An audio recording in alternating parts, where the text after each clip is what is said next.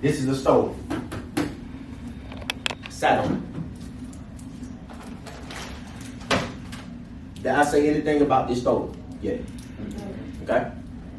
So y'all did what? You looked and learned. Okay? Let's say I'm y'all big brother. And I say, hey bro, this stove hot, man. Don't ever sit on the stove, bro. Don't touch the stove. I'm telling you, don't ever touch this, alright? You're gonna get burned. And every day, you see me do like this. Every day you see me. Hey, don't touch this stove now. Don't touch it, all right? Is what I'm saying adding to what I'm doing. So now you're confused, right? So when you're confused, what do you typically do to get understanding? Say what? No, it's before experience. In class. It's not up there. They say in class you're confused about the concept. And the teacher, say it louder, ask questions, right? So what would you ask me if what I'm saying doesn't add up to what I'm doing? Okay, why are you doing it if it's hot? Now, I'm big bro. I say, man, why would you ask me that dumb question? Just listen to what I'm saying. Y'all ever got a response like that before? So why you gonna ask me that question? I said what I said. It's like, dang, bro. I just asked a question. Now get up, boom. Now what's going on in all you all's mind? You said what? You're like, he mean, right? But every time you look at that stove, what you gonna be thinking? I'm touching it. What's happening if I'm touching it? Well, what'll happen if I touch it? Okay, I might get burned, but when I saw my brother do it, he didn't get burned. So what do you think you're gonna want to do? He's gonna try to do the same thing. You're gonna try to experience it, right?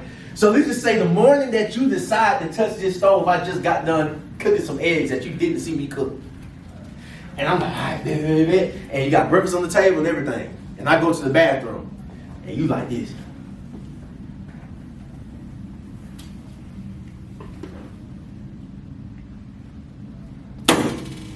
What do y'all think happened to my hand? You got burned. I got burned. So I made a decision, and what was the response? I got burned. So what's the next decision that you're making? Now, you got you a consequence, right? So it's like, dang, I got burned. I got to make another decision. Maybe I need to put some mustard on there. If y'all didn't know, mustard helps with burns. Okay, put some mustard on your hand, or run in some cool water. Telling your brother. And what do you think, y'all? When y'all tell me you got burned, what do you think my response is gonna be? Start yelling. You're gonna be like, what? I just told you not to do it. I just told you, right? How many of y'all? It doesn't even have to be that scenario, but how many of y'all have had that type of order events happen before? It's like I wanted understanding, nobody gave me understanding, so I was forced to experience it for myself. That's life, right? So now you get the consequences, and life is making you learn. So what do you think you'll never do again? Never touch the stove. But don't keep it there, because you still have this thing in your mind. You say, I saw my brother do it. Why didn't he get burned and I did? So now you have to look for more understanding and know that there was a time that you could touch it, and there's a time that you can't. So now you get a deeper revelation on why you should do certain things and why you shouldn't, in the time that you could and the time that you can't. But without that deeper revelation, you just out here trying to experience life, and you're getting consequences and not understanding why. So that's the deeper psychological framework of creating bad habits. Because if I were to touch this that day and I didn't cook and I didn't get burned, what do you think is going to keep on happening? You said what? You something to do with it? Okay, so I'm going to keep doing it again. If I touch it and it's like I didn't get burned that first time, it's like, I bet. It's not hot. And he told me I was going to get burned. What do you think you're going to do tomorrow? Touch it again. Go touch it again. You create the habit. It's not getting burned. But it's one day that's going to come where you're going to get a response that you were not looking for, because of the decision that you made out of ignorance. Does that make sense?